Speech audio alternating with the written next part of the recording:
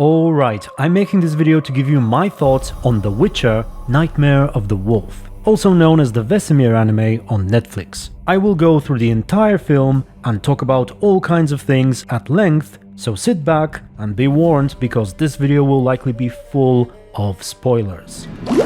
The film is produced by the same person who's doing the Witcher live-action show, and for the loyal book and game fans, this already causes a bit of a concern. But anyway, we open up with a song which might be trying to invoke a similar feeling to the Lullaby of Woe. That of course is The Witcher 3's intro cinematic, where the lyrics sort of foretell what is about to occur. On that quiet eve among these trees, wolves asleep in midst the trees. A bandit slew the good lord. He'll chop and slice, you cut and dice, you eat, you uphold. We have a group of foreigners traveling through Aedirn, a man who's apparently grown up here, and a group of children. They look like they're probably from Zangvebarians, but they could also be Zerrikanians based on their portrayal in Season 1. The situation is relatively calm, and then suddenly an angry Leshen shows up. Fun fact is that they chose to call it Leshy in Season 2, which is fair, I believe that's the Polish pronunciation. Leshy. But here they do call it a Leshen, as they do in the Witcher games. Nothing's changed. Leshen's gone, true, but a murderer still haunts the village. Now, I've speculated in my reaction video to the trailer that if this thing is a Leshen, then it looks rather peculiar. And what do you know? Vesemir shows up and makes a similar remark. Fancy look. Later on, we even find out that it's some kind of mutated crossbreed variety. And speaking of Vesemir, he's looking quite young here, as you can tell, but we learn that he's actually 70 years old, and it seems that these events take place nearly a century before the end of the third game, and a little less before the Witcher books. So anyway, Vesemir has a rather extensive and flashy fight with the monster, and shall we take a moment to talk about the visual style of this anime? Some people have said that we shouldn't even be using this word at all, but I will occasionally because Netflix themselves are calling it an anime. But in short, it's probably not the most fitting and immersive visual style for the world of The Witcher, which I think should be more down to earth, not terribly colorful or flashy, and this here is very flashy at times. For example, we have Vesemir using the Aard Sign, and he basically shoots a massive light beam of death that goes all the way to the moon. I mean, it looks cool, I'm not gonna lie, but it does contradict a whole bunch of things. In the Witcher books, for example, both Triss and Yennefer are not terribly impressed by the Witcher's signs, and it is said that they are the most basic form of magic. In fact, they're so simple that they can't even be called proper magic. Now you might say that Netflix is simply going their way and taking a different approach, but that's not really the case either. Because first off, in Season 1, we can see Geralt casting the same sign, and it is fairly tame, as it should be. I'm sure you can spot the difference. And even in the animated film itself, towards the end, we have a scene where about 24 Witchers cast Aard at the same time in the same spot, and the planet doesn't explode. So, you know, it's a little inconsistent. And also, all the humorous dialogue may be slightly out of place here. You're a trailblazer, launching the new fad. Trendsetter, you. Very bold. Oh, there. People should get acquainted more, really. Converse. A little foreplay, especially when one's about to kill the other. Though you Leshens don't speak, so there's the rub. Forest hobo or deadly flapping swarm? Deadly flapping swarm it is. Killing monsters is not something to be taken lightly. Especially if the rumors about Season 2 are true, where a Leshen will prove to be quite the formidable opponent to the Witchers at Kaer Morhen, yet here Vesemir is treating it a bit too casually, I think. With that said, however, here's a detail I like. The Leshen turns into both bats and ravens, and since it's a kind of mutated / crossbred Leshen, I guess that makes sense in a way. I like it. Also, they seem to be going for the same eye-changing effect from potions as they did in Season 1. I'd say it's slightly inaccurate since it was described as the pupils expanding to fill up the entire iris and not the entire eye, but once again it looks cool and it stays true to their initial vision, so why not? By the way, the language that the Leshen speaks sounds quite similar to the Ofieri in the games. What?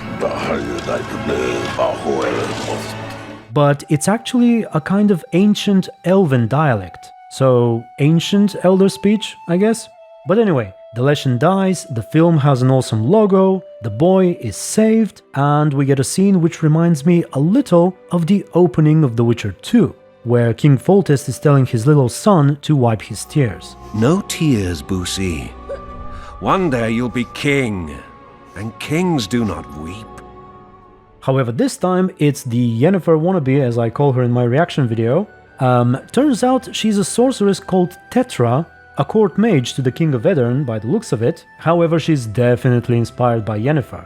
Let's have a look. Sorceress, dark hair, pale skin, violet eyes, wears a choker with a trinket on her neck, has a stern voice, You're behind all this. advises the King of Aedirn, deals with the Witcher, uses martial weapons in her fighting style, and here's something I can't quite understand. What exactly is her position here?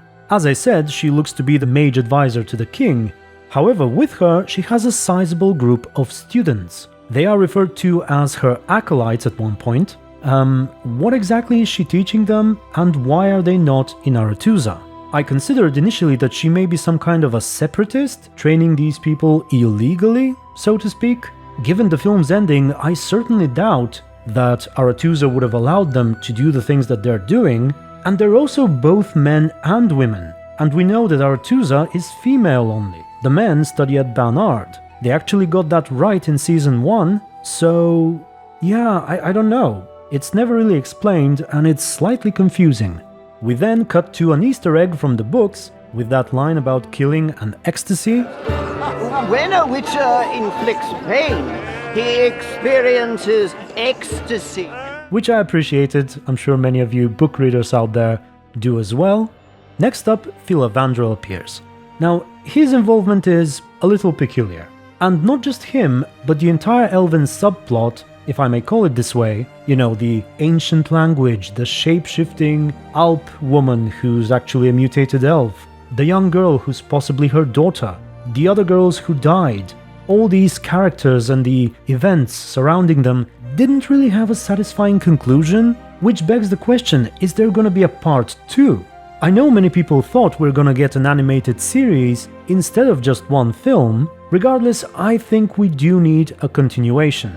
We need some sort of wrap-up to the Elven stuff, and also to actually see how Vesemir becomes the man we know from the books and games.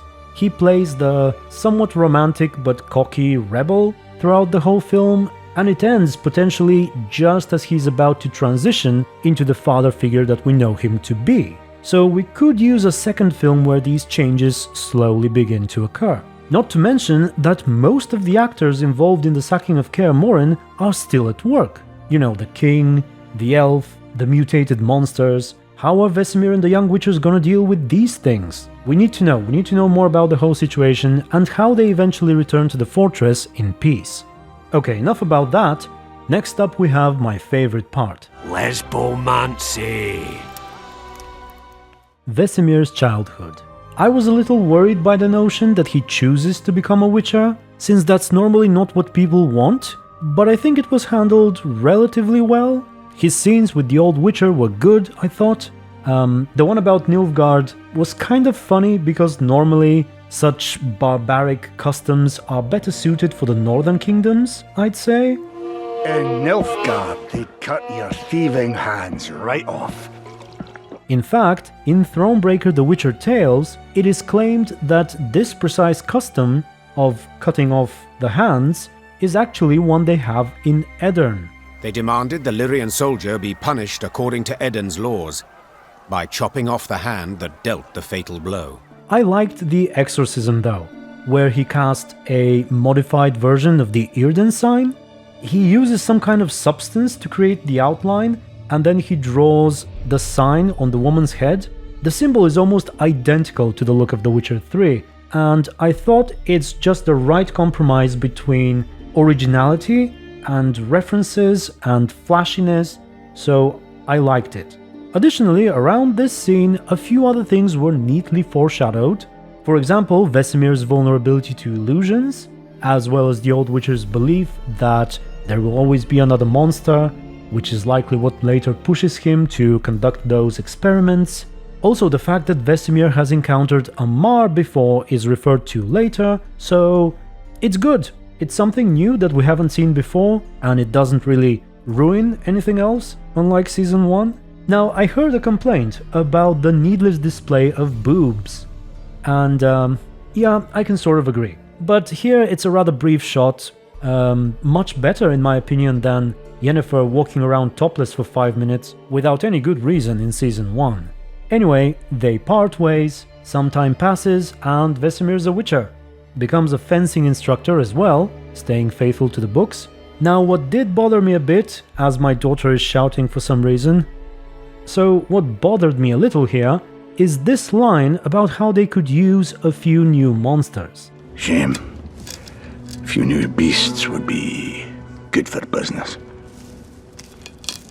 Don't get me wrong, it's good, but I think it should have instead been a flashback of him saying the same thing much earlier in time. Because now, he basically says it after he's already taken part in making those monsters. I mean, it still works, but it could have been better otherwise, I think. Needless to say, this whole thing about the Witchers getting desperate and creating new monsters themselves in order for them to stay relevant is a new idea introduced by Netflix. No such things were mentioned in the books, if I remember correctly. Monsters were going extinct. I had to protect our way of life. Oh, and I guess I forgot to talk about hairstyles. I know this has been bothering a bunch of people, and it's a fair piece of criticism. Vesemir does indeed look too modern. The fact that it's an anime helps. It doesn't bother me as much as it would have in a live-action alternative, but still, it sticks out a bit, yes. Okay, back to Vesemir as a Witcher apprentice. Here we have a couple of significant changes from the books. The big one is the way in which the vast amount of kids die during the trials. Initially, it was established that they don't survive the trial of the grasses. Their bodies simply couldn't take the mutations that were forced upon them. Only 3 or 4 children out of 10 would survive. However, in this film, they are subjected to a rather needlessly brutal trial. Essentially, the kids are thrown into a swamp full of monsters without any armor, without any weapons, before their bodies have even been enhanced by the mutagens, and they just wait and see who survives, I guess?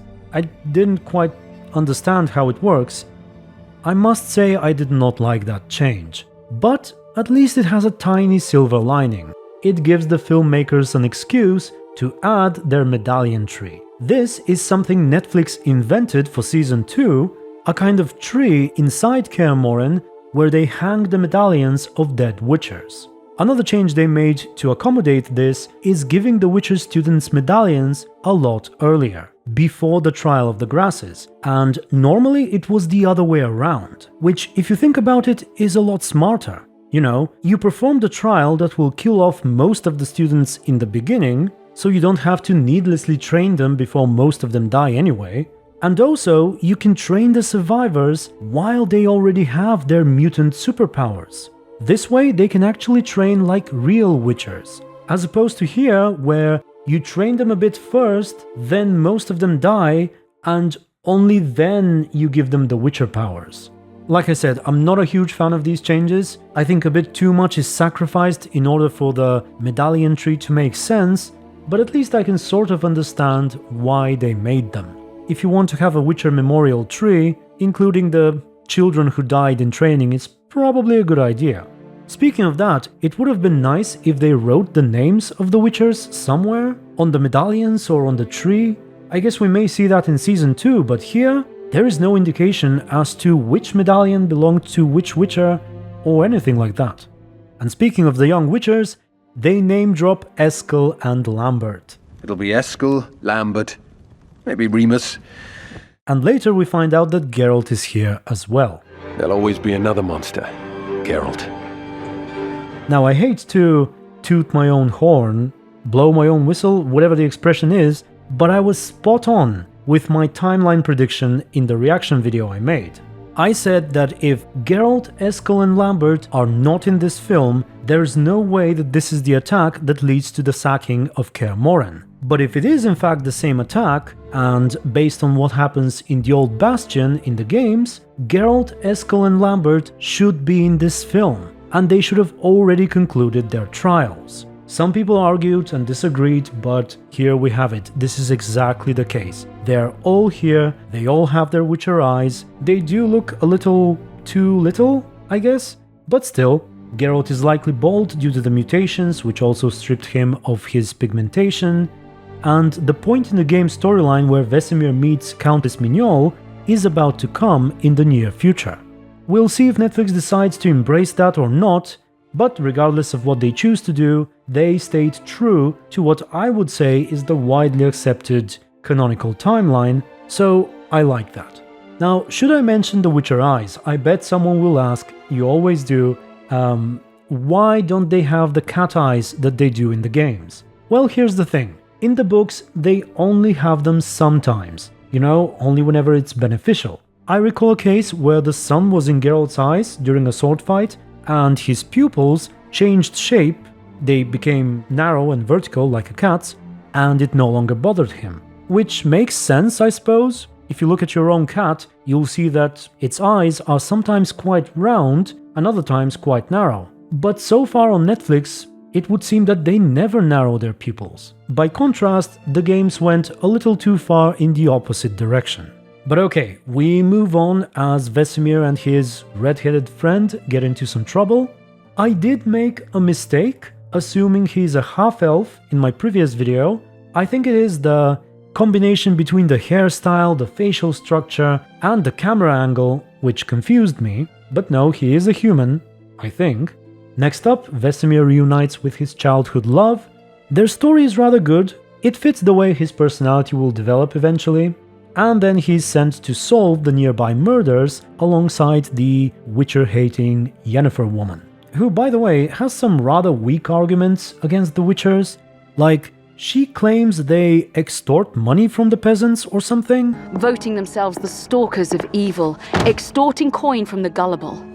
Meanwhile, the Witchers are poor as hell, hardly the right thing to blame them for. But anyway, they travel, he talks a lot, she claims how fire magic is difficult, despite Vesemir doing quite well in the fire department without even being a mage, and then she tells the story about her childhood. We don't actually find out until later, but ultimately, it turns out that once upon a time, a Witcher killed a sorceress, aka Tetra's mother, to supposedly lift a curse which he himself orchestrated, all this in order to make more money, basically. And this whole thing turns out to be the driving force behind her desire to essentially eradicate the Witchers. Now, I find it a little far-fetched. First off, a Witcher casually killing a sorceress and getting away with it is unlikely, and even if it does happen, it is still highly uncharacteristic for the average Witcher.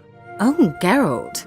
Shame you didn't talk that way when we So, for Tetra to assume that all Witchers are like that, and therefore every single one deserves to be wiped out, is a bit too much. I would have understood it from her perspective as a child, but she is a sorceress now, a well-established one, a king's royal advisor, a teacher. And yet, she is so blinded by her lust for vengeance that she's willing to sacrifice the lives of so many common people, whom she sicked against the Witchers, potentially the lives of her students as well, and also willing to consort with and lead an entire horde of mutated super monsters to destroy Kaer Morhen. You know, the very place which houses the only people whose job is precisely to deal with such monsters. Let's say she's successful, what will she do next? Handle the monsters herself? Make peace with them? After literally lying to their leader? She was gutted to hear how you sacked her den, destroyed her work and murdered the girl, her only child. What is her plan? I don't know. Sorceresses are not the best people. You can check my Triss vs Yennefer video. But yeah, they often lack sympathy and they think themselves above everyone else. However, they're not stupid. In fact, they are highly intelligent. They always think and plan and calculate and strategize and so on. Unless they're Triss, I suppose. Triss, stop thinking with your vagina and get a hold of yourself. Meanwhile, here we have one that is completely driven by vengeance and ignores everything else. So, yeah, it felt a little off. She's a good dancer though, and she can literally taste illusions. Yet the aftertaste of the illusion? Bitter. It's clear she hasn't studied illusions under Philippa Eilhart. No matter. I have a few of my own tricks as it is. You mean witches' signs? Philippa can conjure up the illusion of a garden full of flowers, fruit trees, and young elves of both sexes copulating merrily all the day. And the illusion is complete. The flowers have an aroma. The fruit and she-elves are juicy. Invite me over the next time she conjures up this garden. And she's an excellent archer, apparently. They really want sorceresses to be martial artists as well. Now what about these creatures? I did get them wrong in my predictions. I assumed that this one is a manticore, when in fact it's a mutated griffin, was it? Or a mutated basilisk? Mutated something. And the other one that looks like an alp is a mutated elf, which is also a shapeshifter. It turns into a fox. I'm sure Scarlet Sunday will like this one. So they deal with the threat, they find Filavandrel tied up, and also an elven child who later is revealed to be the mutant's daughter. Whether she's her actual biological child or not, we don't know, but the big reveal is that the witchers and mages at Kaer Morhen have been trying to create these new monsters so that their trade can survive. In fact, later it is revealed that they were also responsible for the creation of the elf. I don't know if they gave a reason as to why they were experimenting on elves as well. Now it is likely inspired by the Season of Storms book, where mages were conducting genetic experiments with monsters, creating new subspecies or something. But it's not at the behest of the witchers. In fact, it seems to be quite the opposite there. And by the way, mages doubling in genetics is not anything new. They do it, not just the humans, but the elven mages as well. You know, their sages, the Ensevern, they do it too. Except it's never to the witcher's benefit. So with that out of the way, Filavandrel takes the child, Tetra is secretly consorting with the fox elf, Vesemir is consorting with his childhood flame. Honestly, I'm happy for them. I'm glad he didn't jump in bed with the sorceress. It's what Geralt would have done for sure. And speaking of her, with the new information about these experiments and the Witcher's involvement in them, she is able to convince the king that Kaer Morhen is up to no good and needs to be destroyed. The king apparently agrees right away, Vesemir's friend gets executed, and things are about to get real. Everyone gathers at Kaer Morhen, Vesemir and the old lady kiss. Please, I'm nearly 70. She tends to bold Geralt and the other trainees, while the massive battle takes place between the Witchers on one end and Tetra, her students, the Aedirnian knights, peasants, and mutated monsters controlled by the red-headed elf on the other side. By the way, I was wondering, and it turns out this coat of arms is apparently Aedirn's. We have fighting and more fighting. The Witchers really like to dual-wield weapons and use the Aard Sign. In fact, one of them is using it without a hand, which should be impossible. But still, things are not going well for the Witchers. There's a final fight between the ninja archer mage Tetra and Vesemir. He nearly succumbs to the elf's illusion again, which is a rather good sequence, I thought, full of callbacks to his early childhood moments, which I liked. Then he frees himself, but once again falls for another illusion, which this time leads him to kill the local mage. However, luckily, he is saved by his mentor, who sadly dies a moment later. His lover suffers the same fate, unfortunately, after a rather emotional scene. By the way, I personally was fine with Vesemir crying, you know, with actual tears and all that. And so all he's left with are the 4 young Witchers. Now, who are they? Keep in mind we are following the Netflix appearances here. So the bald one is Geralt, the blonde has got to be Eskel, the redhead is Lambert, but who's the last one? he seems darker, so you might think it's Cohen, but then Cohen is not from the School of the Witcher? The School of the Wolf, sorry, if I remember correctly, unless they've changed that, so I'm not sure who that is. Although, in Season 2's trailer we see a whole bunch of people at Kaer Morhen. Are they also from other schools? Are they even Witchers? Who knows? We also don't know how the Witchers managed to retake Kaer Morhen, what happens to the Alp and her monsters, Filavandrel and the child. Gotta wait for the next one, I guess. Also, I keep calling her an Alp. Her name is actually Kitsu, right? Young mage, Kitsu. So anyway, the final verdict. It's not bad. The film certainly benefits from the fact that it's not ruining previously established content in the books, like parts of Season 1 did. Okay, maybe a little bit here and there, but not to such an extent. And it's trying to be original, it's trying to fit with and explain other changes that Netflix has already made. I was a little worried that the film will be, well, a joke, mostly based on the writing during the first encounter with the Leshen, with all the humor, but I think it's not. It takes itself seriously enough for what it is, and it left me feeling alright after watching it. In fact, I watched it twice before making this video, and at no point did I try to pull out what little hair I have left, so it would seem that Netflix and Mrs. Lauren Hisrich are on the right track. I can only hope Season 2 does not make me swallow my words. Additionally, I'm mildly excited for another film where we get to learn more about the Elven stuff that was set up in this one, and if they're not planning another one, I guess it's kind of a waste then, so I hope they are. And yeah, it's not groundbreaking, but it's decent, and you should give it a try. If you liked Season 1, absolutely, you probably don't need me to tell you, and if you didn't like Season 1 too much, well, you'll likely find this one more enjoyable. So, that was it. Thank you very much for watching if you've made it this far. Special thanks to my supporters and YouTube members, and until the next video. Stay tuned and be good.